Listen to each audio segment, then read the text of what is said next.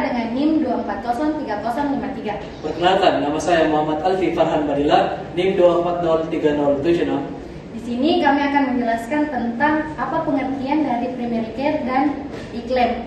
P-Care atau Primary Care adalah aplikasi yang berbasis web atau online untuk mempercepat pelayanan dan memastikan data pasien tercatat secara efisien di fasilitas kesehatan tingkat pertama.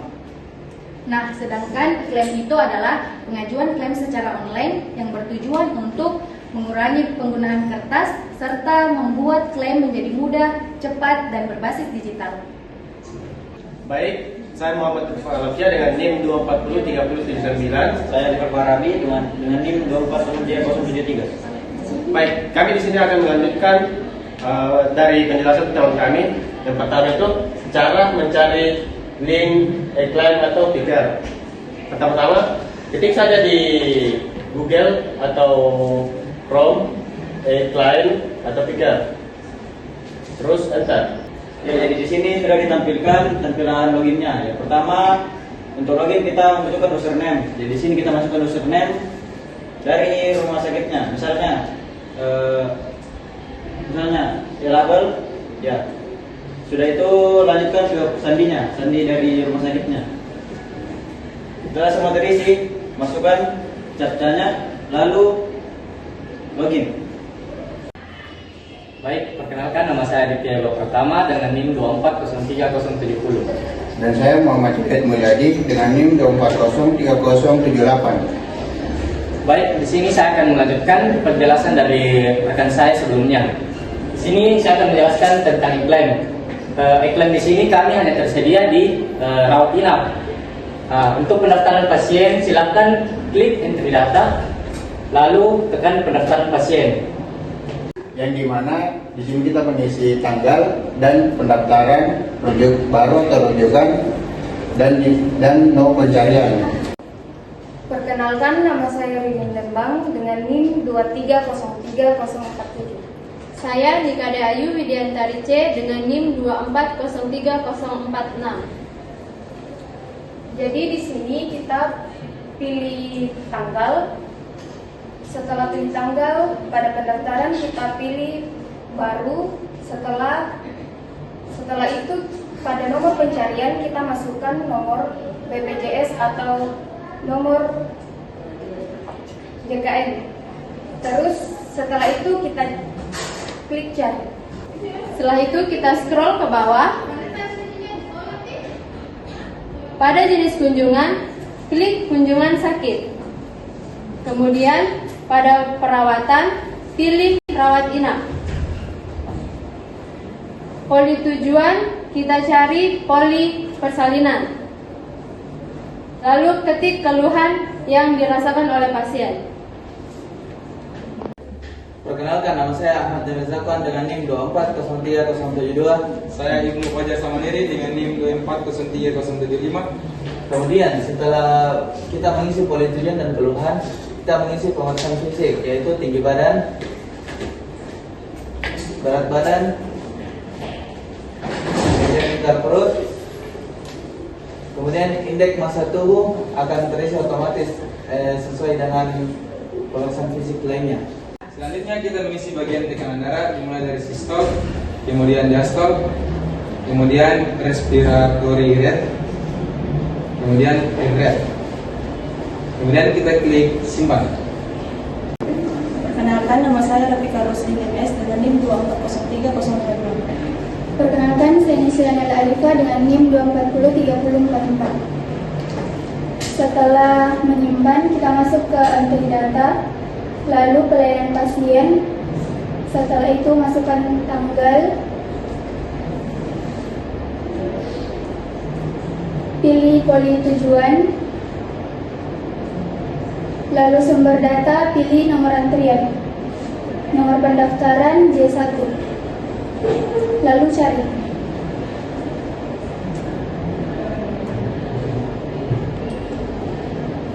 Tampilannya seperti ini. Setelah itu kita scroll ke bawah, isi data kunjungan. Dari paskes pelayanan sampai perawatan sudah terisi otomatis. Isi tanggal kunjungan, tanggal pulang, keluhan, anamnesis, riwayat alergi, prognosa, terapi obat, terapi non-obat, BMHP, diagnosa, kesadaran, suhu, pemeriksaan fisik, tekanan darah, kasus KLL atau kecelakaan lalu lintas, isi tenaga medis, pelayanan non-kapitasi, dan terakhir status pulang. Perkenalkan, nama saya Nomika Triwintutu dengan NIM 2403040. Nama saya Nafian Mebo Pasimbau dengan NIM 2403045. Jadi selanjutnya kita mengklik SPP, surat pernyataan pelayanan di FKTP. Nah, selesai itu kita mendownload untuk pengajuan di e-claim. Baik, setelah kita mendownload SPP, kita lanjut pada klaim nomor klasifikasi. Di sini pelayanan persalinan normal, kita akan mengisi jenis tenaga medis. Ini bisa bidan maupun dokter. Lalu lanjut pada tanggal persalinan, jam plasenta lahir, cara persalinan bisa normal dan ada beberapa pilihan. Lanjut kepada keadaan ibu. Status kehamilan ada gravida, partus, dan abortus. Lanjut kita pada status ANC, umur kehamilan, tinggi fustus uteri, presentasi janin, denyut jantung janin, dan nilai HB. Perkenalkan, nama saya Windy Tanke Padang dengan NIM 2403069. Perkenalkan, saya Satira dengan NIM 2403054. Nah, selanjutnya kita input kelompok atau lembar kartograf bayi saat lahir. Di sini kita input anak ketiga, lalu lanjut status bayi, lahir hidup atau lahir mati, lalu berat lahir, panjang badan, lingkar kepala, dan jenis kelamin, lalu keadaan bayi saat lahir, lalu asuhan bayi saat lahir, pengambilan sampel untuk screening hipotiroid atau congenital, tanggal pengambilan spesimen, pengambilan darah melalui tumit atau vena, tenaga medis pengambilan sampel, dan keterangan tambahan. Lalu kita mengisi tenaga medis, lalu input pertama, terus input kedua, lalu input ketiga, lalu klik simpan. Perkenalkan, nama saya Salwa Safira Priya dengan NIM 24039. Saya Lucia Nuriza dengan NIM 2403066. Baik, pertama-tama di sini kita masuk ke bagian lihat data, kemudian masuk ke tagihan non kapasitas, kemudian masuk ke daftar tagihan. Nah, seperti ini tampilan dari daftar tagihan. Ada bulan pelayanan, perawatan, status data, dan vaskes. Setelah itu cari data. Nama saya Kaviana Rudin dengan NIM 24038. Perkenalkan, nama saya Natasha Terullah Musa dengan NIM 2403041. Baik, setelah itu kita ke klaim non kapitasi. Klaim non kapitasi adalah permintaan pembayaran ke BPJS Kesehatan dengan layanan berdasarkan tindakan yang dilakukan, bukan dengan bayaran bulanan atau kapitasi.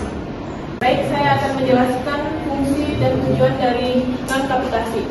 Adapun fungsinya untuk membayar layanan kesehatan sesuai dengan tindakannya, dan tujuannya yaitu agar pembayaran lebih adil dan menjamin layanan kesehatan khusus tetap ada. Perkenalkan, nama saya Sarmul Kalibupa dengan NIM 2403060. Perkenalkan, nama saya Cecilia dengan NIM 2403062. Tenaga medis mengambil sampel bisa juga diisi oleh bidan atau perawat. Keterangan tambahan: berikan salur mata kloromfenigol pada kedua mata bayi, injeksi vitamin K dan injeksi HB0. Selanjutnya tenaga medis. Yang pertama, input tenaga medis yang langsung bersentuhan atau tenaga medis yang memberikan pertolongan pertama pada pasien. input 2 dan 3 adalah tenaga medis yang membantu tenaga medis yang pertama. Lalu kita masukkan biaya tergantung kelas yang diambil oleh pasien tersebut. Lalu kita simpan datanya. Perkenalkan, nama saya Safakila Jazani dengan NIM 2403055. Saya Suci Halilinisi dengan NIM 2403064. Baik, di sini bisa dilihat laman dari tampilan daftar tagihan dan kapitasi yang sudah diinput tadi. Selanjutnya adalah formulir FPK. Nah, untuk pembuatan FPK kita harus mengetahui dulu apa itu FPK. FPK itu kepanjangan dari formulir pengajuan klaim, yang dimana surat resmi atau permintaan pencairan dana atas kerugian kepada asuransi untuk risiko yang terjadi. Perkenalkan, nama saya Sri Amanda Lutfia dengan NIM 2403063. Perkenalkan, nama saya Neresta Mahfuda dengan NIM 2403043. Beginilah halaman dari pembuatan FPK. Di sini kita mengisi bulan tagihan, bulannya sesuai dengan bulan ini, tahunnya juga. Terus ada perawatan, kita pilih rawat inap, vaskes, dan no FPK. Selanjutnya kita cari. Setelah klik cari, nomor FPK akan muncul secara otomatis. Bulan tagihan, jenis tagihan, jumlah tagihan, total tagihan. Lalu buat FPK.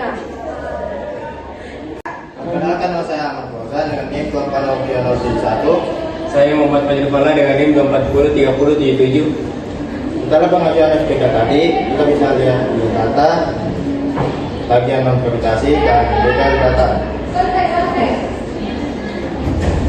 Kita klik cari, pilih periode bulan sebelumnya, lalu klik cari. Selanjutnya untuk melihat data yang telah diajukan, kita klik P26. Nah, berikut adalah tampilan data yang telah diajukan.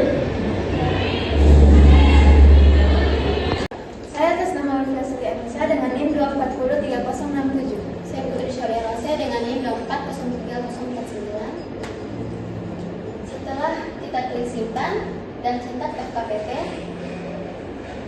dan muncul tampilan formulir klaim pelayanan primer. Dan di sini saya akan menjelaskan apa itu formulir klaim pelayanan primer. FKPP adalah dokumen resmi yang dihasilkan aplikasi Pikir yang digunakan untuk FKPP fasilitas kesehatan tingkat pertama seperti puskesmas, klinik, atau dokter praktik mandiri untuk mengajukan klaim biaya pelayanan kesehatan dan BPJS Kesehatan. Lalu tujuan utamanya untuk pengajuan klaim dan efisiensi administrasi, dan ada juga fungsi utamanya untuk bukti pelayanan dan untuk verifikasi.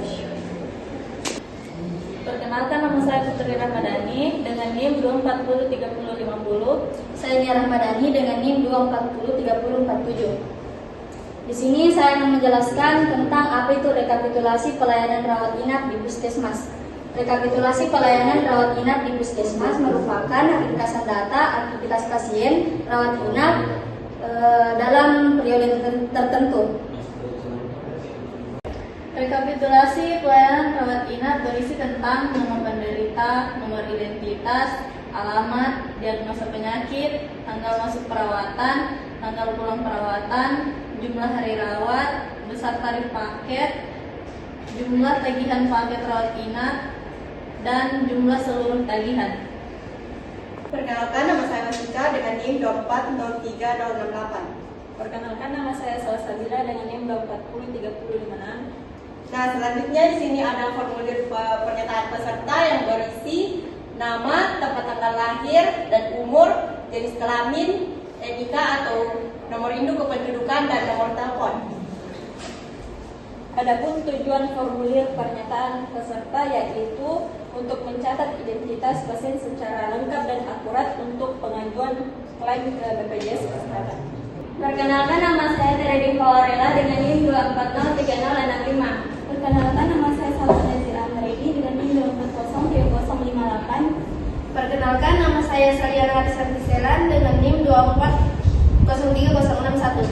Perkenalkan, nama saya Fabia Evanja dengan NIM 2403047. Jadi kesimpulan e-claim adalah solusi modern untuk akses layanan yang lebih efisien. Melalui sistem ini, validasi data dapat dilakukan secara akurat dan pemakaian sistem dapat dilakukan secara real time. Jangan lupa untuk cek kembali rekening dan kontak yang bisa dihubungi agar proses verifikasi lancar. Digitalisasi hadir untuk mempermudah segala urusan kita. Mari kita jadi lebih cerdas dan kuat teknologi.